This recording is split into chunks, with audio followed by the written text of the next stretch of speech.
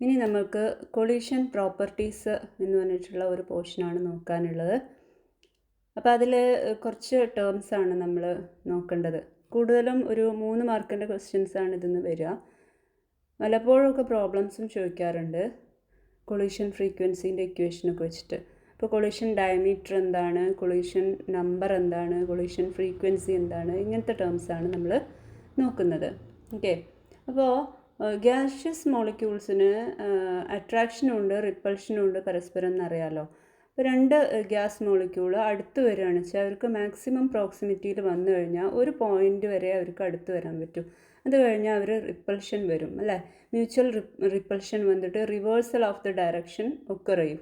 അതായത് ഒരു പരിധി വരെ മാത്രമേ അവർക്ക് അടുത്ത് വരാൻ പറ്റൂ, പിന്നെ അവരെന്ത് ചെയ്യും, അകന്നു പോവും. അപ്പോൾ മാക്സിമം അവർക്ക് അടുത്ത് വരാൻ പറ്റുന്ന ആ ഒരു ഡിസ്റ്റൻസാണ് നമ്മൾ കൊളീഷൻ ഡയമീറ്റർ എന്ന് പറഞ്ഞുകൊണ്ട് ഉദ്ദേശിക്കുന്നത്.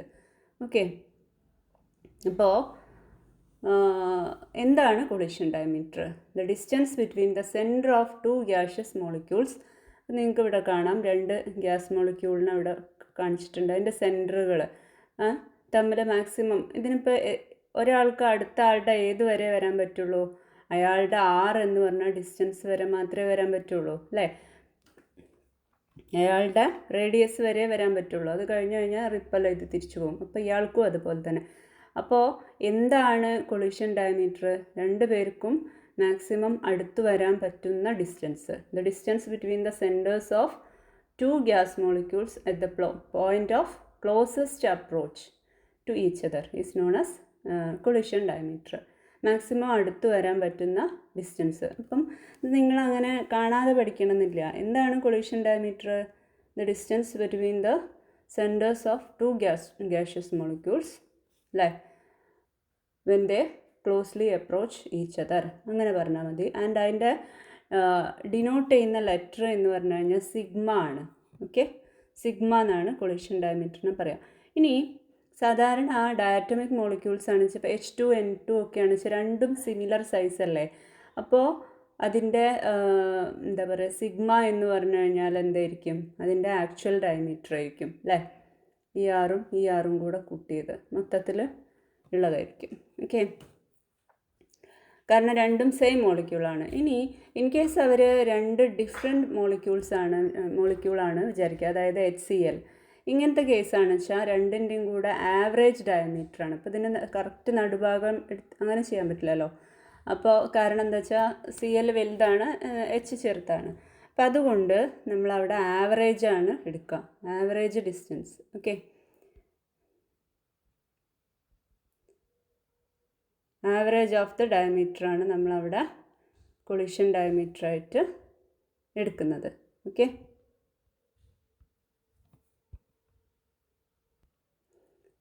അതായത് മനസ്സിലായില്ലേ? ഒരാൾ ചെറുത്, ഒരാൾ വലുത്. അപ്പോൾ നമുക്ക് ഈ ഡിസ്റ്റൻസ് അല്ലേ വേണ്ടത്. അപ്പോൾ ഇതിൻ്റെ 2ൻ്റെയും കൂടെ ആവറേജ് എടുത്താൽ മതി. അതായത് ഇയാളുടെയും ഡയമീറ്റർ അളന്നിട്ട് അതിൻ്റെ പകുതി. ഓക്കെ, ദെൻ അടുത്തത് എന്താണ്? ക്രോസ് സെക്ഷൻ എന്നുള്ളതാണ്, കൊളീഷൻ ക്രോസ് സെക്ഷൻ. ഇപ്പോൾ നേരത്തെ നമ്മൾ പറഞ്ഞത് കൊളീഷൻ ഡയമീറ്റർ എന്താണ്? കൊളീഷൻ ഡയമീറ്റർ എന്ന് പറഞ്ഞു കഴിഞ്ഞാൽ distance between the centres of 2 gaseous molecules when they closely approach each other.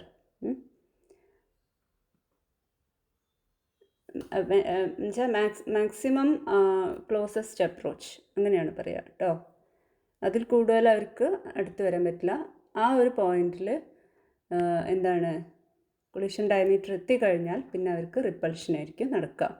ഇനി ക്രോസ് സെക്ഷൻ എന്ന് പറഞ്ഞു കഴിഞ്ഞാൽ, അതായത് ഇയാൾക്ക് ഇപ്പോൾ ഈ മോളിക്യൂളാണെന്ന് വിചാരിക്കാം. ഈ മോളിക്യൂളിന്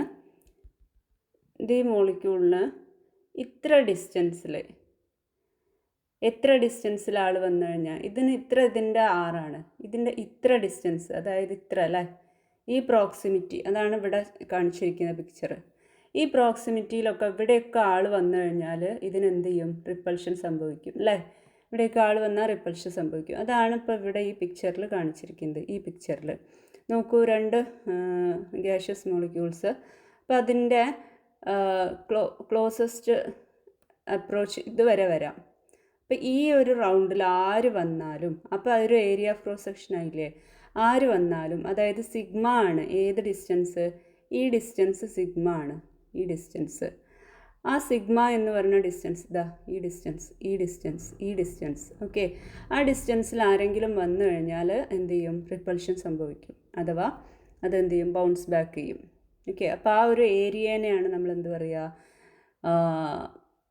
നമ്മൾ ഏരിയ ഓഫ് ക്രോസ് സെക്ഷൻ എന്ന് പറയുക, അതായത് കൊളിഷൻ ക്രോസ് സെക്ഷൻ എന്ന് പറയുക. അപ്പോൾ സാധാരണ നമ്മളതിനെ പൈ ആർ സ്ക്വയർ വെച്ചിട്ടല്ലേ പറയുക, pi R square. What is R?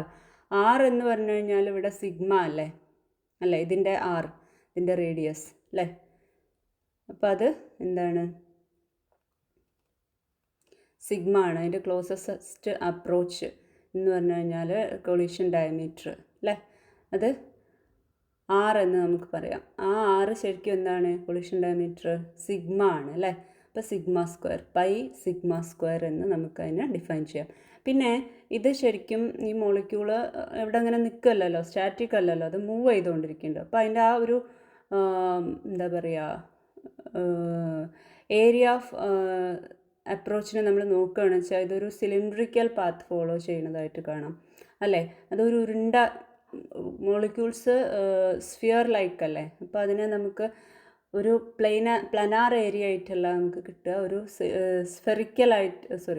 സിലിണ്ട്രിക്കലായിട്ട് അതിൻ്റെ അപ്രോച്ചിനെ നമുക്ക് ഈ മോളിക്യൂൾസ് അപ്രോച്ച് ചെയ്യുമ്പോൾ ഒരു സിലിണ്ട്രിക്കൽ സ്പേസ് നമുക്ക് ഡെവലപ്പ് ചെയ്യാനായിട്ട് കാണാൻ പറ്റും. അപ്പോൾ നമുക്കതിനെ സിലിണ്ട്രിക്കലായിട്ട് എത്രയാണ് അതിൻ്റെ ഏരിയ എന്ന് നമുക്ക് വേണമെങ്കിൽ നോക്കാം. അപ്പോൾ ഏരിയ ഓഫ് ക്രോസ് സെക്ഷൻ അത്ര ചോദിച്ചു കാണാറില്ല. കൊളിഷൻ ഡയമീറ്റർ ചോദിക്കാറുണ്ട് കേട്ടോ. കൊളിഷൻ ഡയമീറ്റർ എന്താണ്, സിഗ്മ അല്ലേ, സിഗ്മ അല്ലേ collision diameter. Sigma is the collision diameter, closest approach between two gaseous molecules അല്ലേ, ആ ഡിസ്റ്റൻസ്. അപ്പം എന്താണ് ഇനി അടുത്തത്, കൊളിഷൻ നമ്പർ എന്ന്. കൊളിഷൻ നമ്പർ എന്ന് പറഞ്ഞു കഴിഞ്ഞാൽ it is the average number of collisions suffered by a single molecule. ഒരു സിംഗിൾ മോളിക്യൂളിന് എത്രമാത്രം തട്ടുകൾ കിട്ടുന്നുണ്ട്, അതിൻ്റെ average number per unit time per unit volume. ഒരു പ്രത്യേക യൂണിറ്റ് വോളിയത്തിൽ പ്രത്യേക സമയത്ത് ഒരു മോളിക്യൂളിന് എത്ര കൊളിഷൻസ് സംഭവിക്കുന്നുണ്ട്. And it is represented by the letter Z. എന്താണ് Z? And Z is equal to, ഇത് നിങ്ങൾ പഠിക്കണം കേട്ടോ, √2. ടൂവിന് മാത്രമേ റൂട്ടുള്ളൂ കേട്ടോ. Pi V sigma square raw.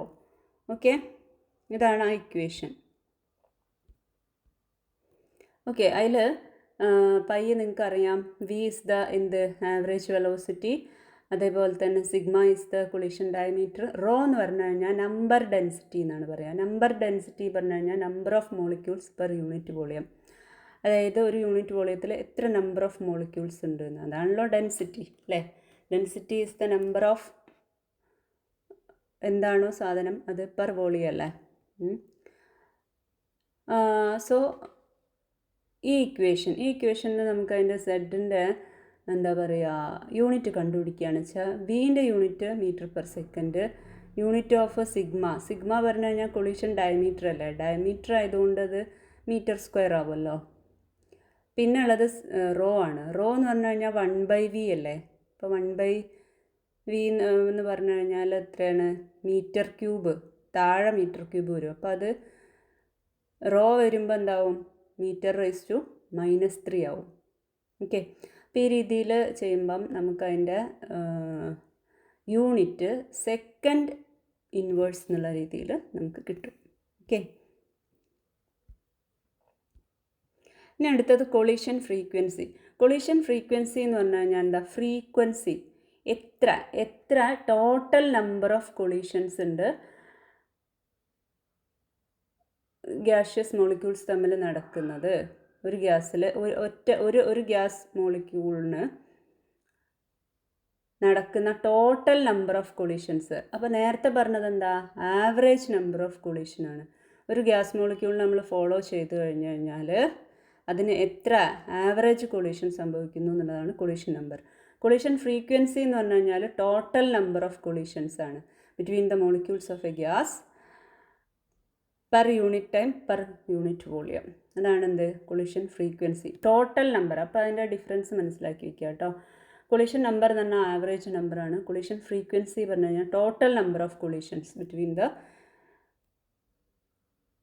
Gaseous molecules. Okay, അപ്പോൾ അതിനെ നമ്മൾ റെപ്രസെൻ്റ് ചെയ്യുക Z11 എന്നാണ്. Z11 എന്ന് പറഞ്ഞു കഴിഞ്ഞാൽ ഒരേ ടൈപ്പ് ഗ്യാസ് മോളിക്യൂളാണ് വെച്ചാൽ. ഓക്കെ, ഡിഫറെൻറ്റ് ടൈപ്പാണ് വെച്ചാൽ Z12 എന്നുള്ള രീതിയിലാണ് നമ്മളതിന് പറയുക. ഓക്കെ, അപ്പോൾ ഈ Z11 എന്ന് പറഞ്ഞു കഴിഞ്ഞാൽ എന്താണ്? Z11 എന്ന് പറഞ്ഞു കഴിഞ്ഞാൽ Z into rho divided by 2 എന്നാണ്. Z എന്ന് പറഞ്ഞു കഴിഞ്ഞാൽ എന്താ? കൊളീഷൻ നമ്പർ, എത്രമാത്രം കൊളീഷൻ നമ്പർ ഉണ്ട്, ഇൻറ്റു പ്രസൻസ് ഓഫ് മോളിക്യൂൾ, എത്ര നമ്പർ ഡെൻസിറ്റി, എന്തിനെ കൊണ്ടാണ് മൾട്ടിപ്ലൈ ചെയ്തത്? നമ്പർ ഡെൻസിറ്റി, അതായത് എത്ര ആൾക്കാരുണ്ട് എന്നുള്ളതിനനുസരിച്ചിട്ടല്ലേ ഒരാൾക്ക് കിട്ടുന്ന തട്ടുകൾ അല്ലേ, ആവറേജ് തട്ടുകൾ, അതാണെന്ത്? ആവറേജ് കൊളീഷൻസ് ആണ് Z. അതേ ഇൻറ്റു ടോട്ടൽ എത്ര ആൾക്കാരുണ്ട്, അതായത് number density. Okay, that divided by 2 എന്ന് ചെയ്ത് കഴിഞ്ഞാൽ നമുക്ക് അതിന് എന്ത് കിട്ടും? നമുക്ക് Z11 കിട്ടും. Okay,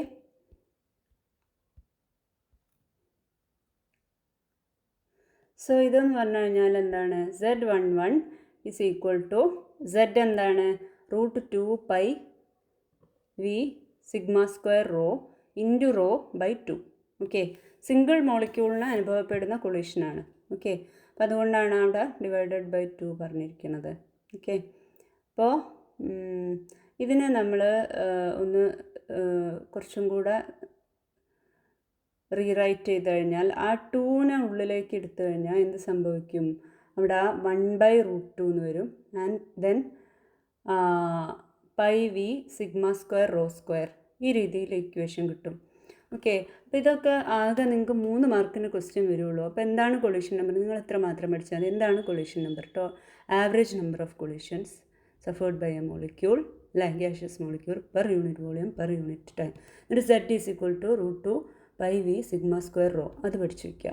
then collision frequency, total number of collisions between 2 molecule, between gaseous molecules. Okay, per unit volume per unit time, അത് Z11, that is equal to 1/√2 pi V sigma square rho square. ഇനി ശരിക്കും നമ്മൾ അതിൽ ആ വീനെ substitute ചെയ്യുന്നുണ്ട്. ആ വീനെ സബ്സ്റ്റിറ്റ്യൂട്ട് ചെയ്തിട്ട് V is equal to what? V is equal to എന്താണ്? √8RT/πm, അത് നമ്മൾ പഠിച്ചിട്ടില്ലേ? ഇതിവിടെ സബ്സ്റ്റിറ്റ്യൂട്ട് ചെയ്യുമ്പോൾ നമുക്ക് ഇങ്ങനെ ഒരു ഇക്വേഷനാണ് കിട്ടുക. Z11 is equal to 2 sigma square rho square into √πRT/m. Okay, അപ്പോൾ ഇതാണ് കൊളീഷൻ ഫ്രീക്വൻസി ആയിട്ട് നമ്മൾ പറയുക. ഇപ്പോൾ കൊളീഷൻ ഫ്രീക്വൻസി നമ്മൾ ഓർഡിനറി ടെമ്പറേച്ചർ പ്രഷറിൽ നോക്കുമ്പം അതിൻ്റെ ഓർഡർ വരുന്നത് 10⁻⁻34 മീറ്റർ (3 സെക്കൻഡ് (-1) ആണ്. അപ്പോൾ ഇതിൽ നിന്ന് നമുക്ക് മനസ്സിലാവുന്നത്, ഒന്ന് Z11 അഥവാ collision frequency is proportional to √T അല്ലേ, ടെമ്പറേച്ചറിന് ഡയറക്റ്റ്ലി √(ടെമ്പറേച്ചറിന് √(ടെമ്പറേച്ചറിന് പ്രൊപ്പോർഷണലാണ്. അതേപോലെ സിഗ്മ സ്ക്വയറിന് പ്രൊപ്പോർഷണലാണ്. സിഗ്മ സ്ക്വയറിന് പ്രൊപ്പോർഷണൽ ആയതുകൊണ്ട് തന്നെ അത് സ്വാഭാവികമായിട്ടും പ്രഷറിനും എന്താണ്? പ്രൊപ്പോർഷണലാണ്. കാരണം എന്താണ്? റോ എന്ന് പറഞ്ഞു കഴിഞ്ഞാൽ N/V അല്ലേ, അപ്പോൾ N/Vൻ്റെ സ്ക്വയർ എന്ന് പറഞ്ഞു കഴിഞ്ഞാൽ ഇവിടെ 1/V എന്നല്ലേ വരുന്നത്. ഈ 1/V എന്ന് പറഞ്ഞു കഴിഞ്ഞാൽ പ്രഷറല്ലേ, അപ്പോൾ പ്രഷറിൻ്റെ സ്ക്വയർ അല്ലേ. അപ്പോൾ Z11 എന്തിനാണ്? പ്രഷറിന് ഡയറക്റ്റ്ലി പ്രൊപ്പോർഷണലാണ്. ഓക്കെ, അതേപോലെ സിഗ്മ സ്ക്വയറിന് പ്രൊപ്പോർഷണലാണ് എന്നുള്ള രീതിയിൽ നമുക്ക് കിട്ടുന്നു. ഓക്കെ, ഇനി ഇതേ ഇക്വേഷൻ നമ്മൾ ഹെട്രോജിനസ് മോളിക്യൂൾസ് ആണെന്ന് വിചാരിക്കുക. അപ്പോൾ ഒരു H ഉം ഒരു Cl ആണ് വെച്ചാൽ ഈ Z11 എന്ന് പറഞ്ഞു കഴിഞ്ഞാൽ അപ്പോൾ H2ൻ്റെ കേസ് പോലെ ഇരിക്കും, അതായത് രണ്ടും H ഒരേ മോളിക്യൂൾ. Z12 എന്ന് പറഞ്ഞു കഴിഞ്ഞാൽ 2 ഡിഫറെൻറ്റ് മോളിക്യൂൾ, അതായത് H ഉം Cl ഉം അതുപോലെ ഇരിക്കും. ഓക്കെ, അപ്പോൾ Z12 എന്ന് പറഞ്ഞു കഴിഞ്ഞാൽ 1/√2 പൈ V സിഗ്മ സ്ക്വയർ, പിന്നെ ρ1 ρ2 എന്നാണ് പറയുന്നത്. അതായത് നമ്പർ ഡെൻസിറ്റി, ഒരാളുടെ നമ്പർ ഡെൻസിറ്റി, രണ്ടും ഡിഫറെൻ്റ് ആൾക്കാരല്ലേ, അപ്പം H എത്ര ഉണ്ട്, Cl എത്ര ഉണ്ട്. ഇപ്പോൾ ചില കേസിൽ H Cl രണ്ടും ഒരേ നമ്പേഴ്സ് തന്നെയാണുള്ളത്. പക്ഷെ ചിലപ്പോൾ നമുക്ക് പറയില്ലേ HNO3, അല്ലെങ്കിൽ അത് ഗ്യാസ് അല്ല, എന്താ പറയുക, വേറെ എന്തെങ്കിലും ആസിഡ് അല്ല വെച്ചാൽ ഗ്യാഷ്യസ് സ്റ്റേറ്റിൽ തന്നെ ഉള്ളത് ഏതെങ്കിലുമൊക്കെ മോളിക്യൂൾസ്. ഓക്കെ, സപ്പോസ് CO2 വരുമ്പം എന്താണ്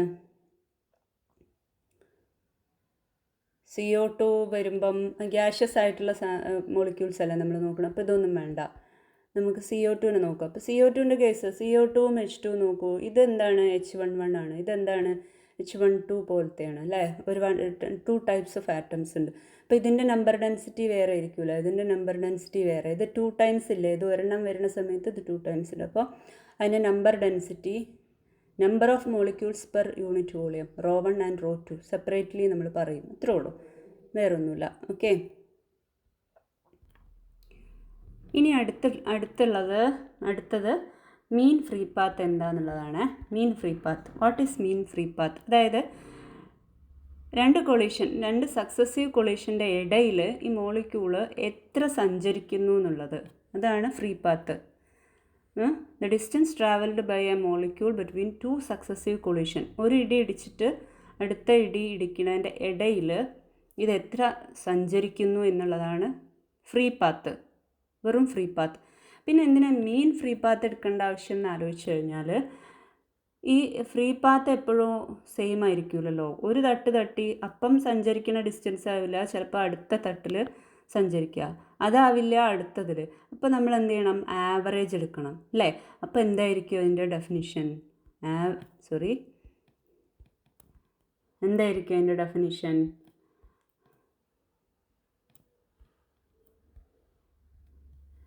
average distance travelled by a molecule between 2 successive collision.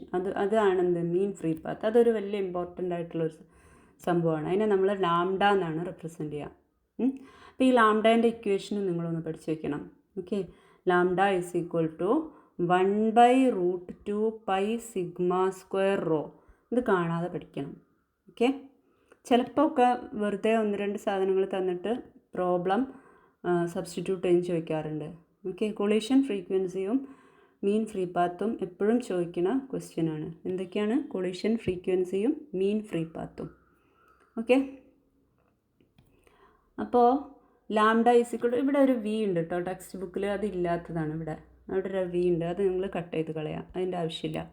So എന്തിനാണ് ആവറേജ് എടുക്കണമെന്ന് ചോദിച്ചു കഴിഞ്ഞാൽ, ഈ ഫ്രീ പാത്ത് എപ്പോഴും മാറിക്കൊണ്ടിരിക്കും. ഓരോ തട്ടിൻ്റെ ഇടയിലും ഇവർ സഞ്ചരിക്കുന്ന ഡിസ്റ്റൻസ് ഡിഫറെൻ്റ് ആയിരിക്കും. അപ്പം ആവറേജ് എടുത്താലാണ് നമുക്ക് അതിനൊരു ഉണ്ടാവുള്ളൂ, ഒരു മീനിങ് ഉണ്ടാവുള്ളൂ. So the average distance travelled by a molecule between 2 successive collisions is known as mean free path. അതിനെ നമ്മൾ ലാംഡ വെച്ചിട്ട് റെപ്രസെൻ്റ് ചെയ്യും.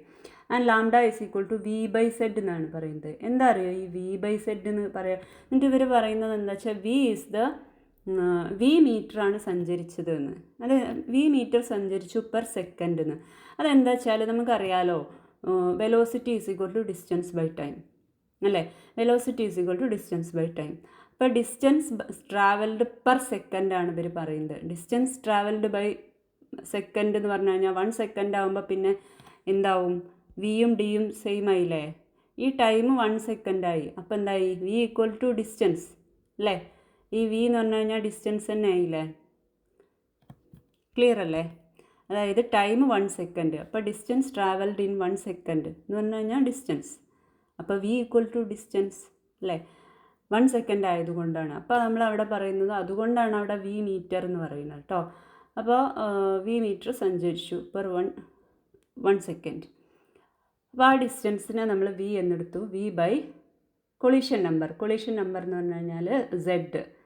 ഓക്കെ, അതായത് ഡിസ്റ്റൻസ് പെർ കൊളീഷൻ നമ്പർ, അതായത് ഒരു എത്ര ഡിസ്റ്റൻസ് ട്രാവൽ ചെയ്തോ അതിൽ നടന്നിട്ടുള്ള കൊളീഷൻ നമ്പർ.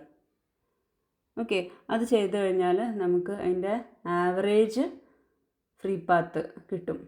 ഓക്കെ, അതായത് ടോട്ടൽ നമ്പർ ഓഫ്, എന്താണ് ഫ്രീ പാത്ത്?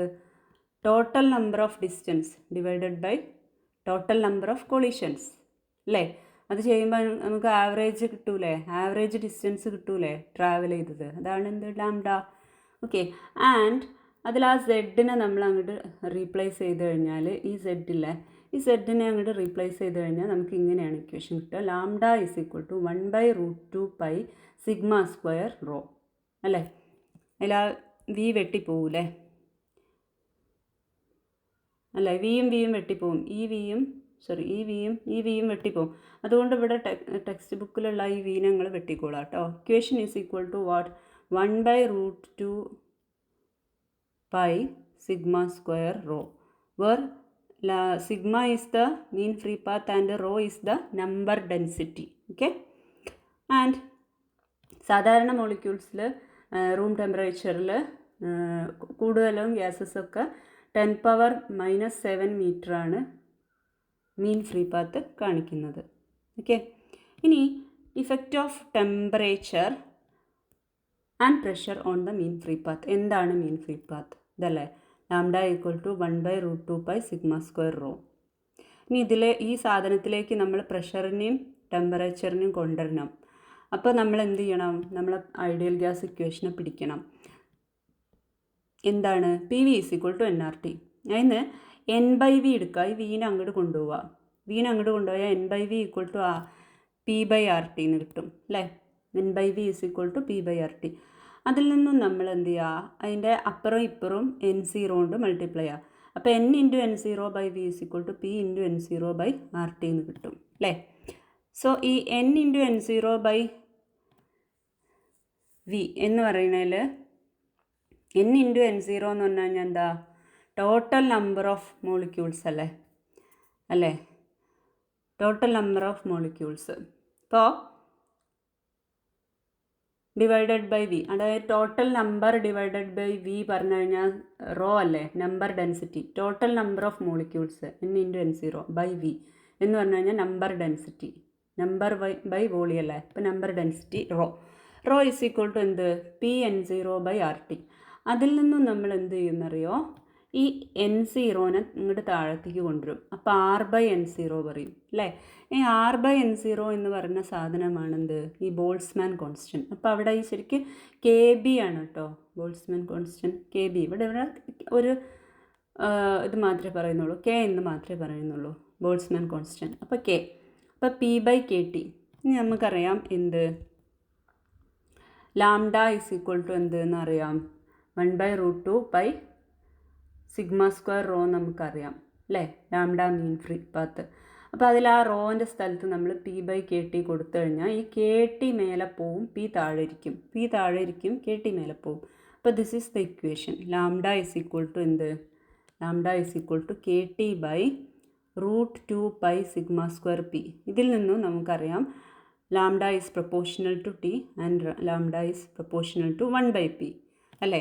അതായത് മീൻ ഫ്രീ പാത്ത് ടെമ്പറേച്ചർ കൂടുമ്പോൾ കൂടും അല്ലേ? ടെമ്പറേച്ചർ കൂട്ടിക്കഴിഞ്ഞാൽ ഇവർ ആവറേജായിട്ട് ഇവർക്ക് കിട്ടുന്ന ഡിസ്റ്റൻസ്, ഓരോ കൊളീഷൻ്റെ ഇടയിൽ ഇവർക്ക് സഞ്ചരിക്കാൻ കിട്ടുന്ന ആവറേജ് ഡിസ്റ്റൻസ് കൂടും ടെമ്പറേച്ചർ കൂടുമ്പോൾ. അതേസമയം പ്രഷറിന് ഇൻവേഴ്സ്ലി പ്രൊപ്പോർഷണലാണ് അല്ലേ? ഇത് ശരിക്കും നമ്മൾ ഐഡിയൽ ഗ്യാസ് ഇക്വേഷൻ പ്രകാരം തന്നെ. ടെമ്പറേച്ചർ കൂടുമ്പോൾ മീൻ ഫ്രീ പാത്ത് കൂടും, അതേപോലെ പ്രഷർ കൂടുമ്പോൾ മീൻ ഫ്രീ പാത്ത് കുറയും. സ്വാഭാവികമല്ലേ? കൺജസ്റ്റഡ് ആയിരിക്കില്ലേ മോളിക്യൂൾസ്, അപ്പോൾ ഫ്രീ പാത്ത് കുറയും. അപ്പോൾ ഇത്രയാണ് ഇതിലുള്ളത്. അപ്പോൾ എപ്പോഴും ടെമ്പറേച്ചറിൻ്റെയും പ്രഷറിൻ്റെയും ഇഫക്റ്റ് ചോദിക്കാറുണ്ട്. അപ്പോൾ ഒന്നും ഓർമ്മയില്ലെങ്കിൽ ഈ ഇക്വേഷൻ പഠിച്ചിട്ട് ഈ ഇതിൽ പറയുന്ന ഈ ഒന്ന് കൊളീഷൻ ഫ്രീക്വൻസി, മീൻ ഫ്രീ പാത്ത്, ഈ സംഭവങ്ങളും അതിൻ്റെ ഇക്വേഷനും അതിൽ ഇപ്പോൾ പറഞ്ഞ ടെമ്പറേച്ചറിൻ്റെയും പ്രഷറിൻ്റെയും ഇഫക്റ്റുമാണ് എപ്പോഴും കൂടുതലായിട്ടും ചോദിച്ചു കാണാറുള്ളത്. ഓക്കെ.